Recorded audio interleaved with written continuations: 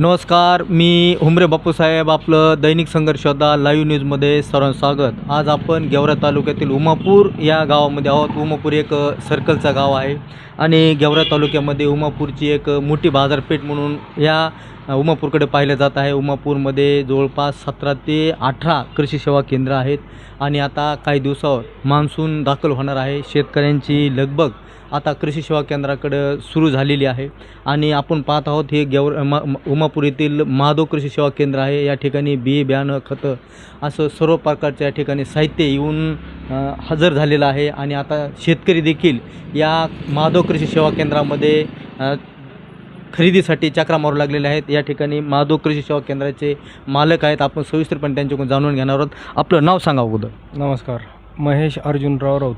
तुम्ही स्वतः मालक आहेत? हो, स्वतः आहे. किती वर्षापासून चालू बरं उमापूरमध्ये कृषी सेवा केंद्र आपलं? माझं 2008 पासून चालू आहे. बरं, जवळपास 15-16 वर्ष होऊन गेले. कशा प्रकारे आपल्या शेतकऱ्यांचा प्रतिसाद भेटतो? खूप चांगला प्रतिसाद आहे. काय काय असतं आपल्याकडे विक्रीला? काय काय ठेवलं जातं? बियाणं, औषधं, खतं तिन्ही विकतो आपण.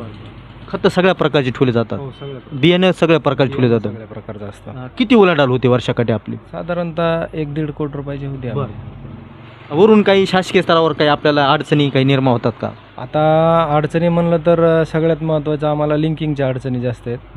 बाकी मग बियाणाला आणि औषधाला दुसऱ्या काही अडचणी नाही. काय असते लिंकिंगचा प्रकार? हा काय नेमका लिंकिंगचा प्रकार म्हणजे आता युरियाची जर गाडी घ्यायची म्हणलं, 10 टन युरिया घ्यायला 50 ते 60 हजार रुपये लागतात.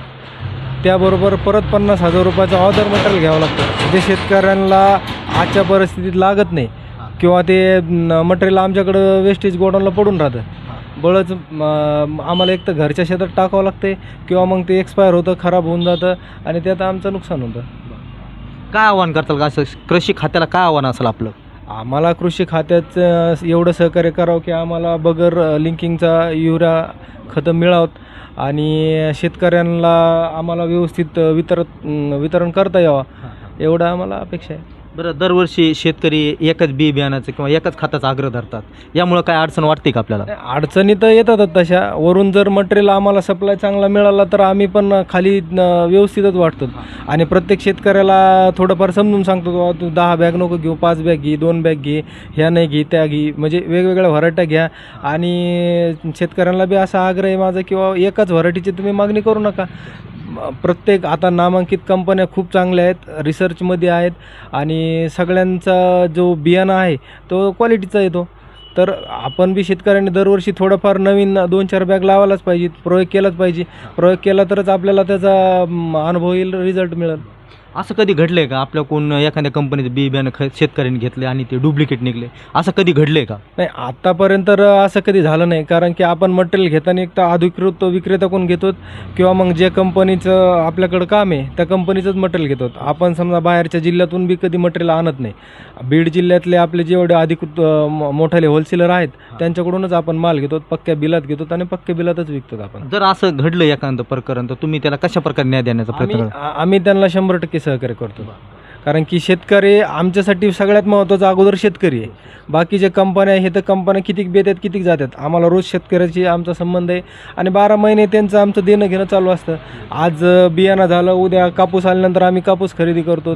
म्हणजे आमचं दोघांचं शेतकऱ्याचं आमचं असं नातं आहे घट्ट की आम्हाला एकमेकाला सहकार्य केल्याशिवाय आमचा म्हणजे भागतच नाही.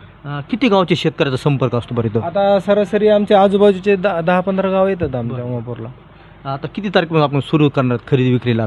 आता खरेदी विक्रीला 15 तारखेपासून तशी परमिशन मिळालेली आहे, पण शेतकऱ्यांची आता सध्या म्हणजे मानसिकता नाही आहे किंवा नेऊन लावणार आहेत किंवा नेऊन ठेवणार आहेत. आता पहिल्यासारखं राहिलं नाही. लोक ज्या टायमाला पाऊस पडेल, आज लावायचं असलं तर आजच बॅग घेऊन जातात. त्यामुळं आम्ही 1 तारखेपासून साधारणतः आम्ही दुकान सज्ज करणार आहोत. काय आव्हान असेल? आता शेवटचा प्रश्न आहे, काय आव्हान करतात शेतकऱ्यांसाठी? शेतकऱ्यांना एवढंच आव्हान आहे की कुठल्याही एकाच वाहनाची किंवा नुसत्या युरियाची तुम्ही मागणी करू नका, सगळे खतं घ्या. आणि ह्यावर्षी युद्धाची परिस्थिती असल्यामुळं खताचा थोडा तुटवडा आहे, रेट वाढलेत, त्यामुळं शेतकऱ्यांनी बी थोडं प्रमाणातच खत टाकावं. आणि आपल्या साधारणतः जे जुनी पद्धती आपली गावरान खत वगैरे हे अशा गोष्टीचा थोडा पर्याय निवडावा, म्हणजे हे काही ते काही, जेणेकरून शेतकऱ्याला खर्च कमी लागेल आणि उत्पन्न चांगलं मिळेल. ओके, धन्यवाद सर.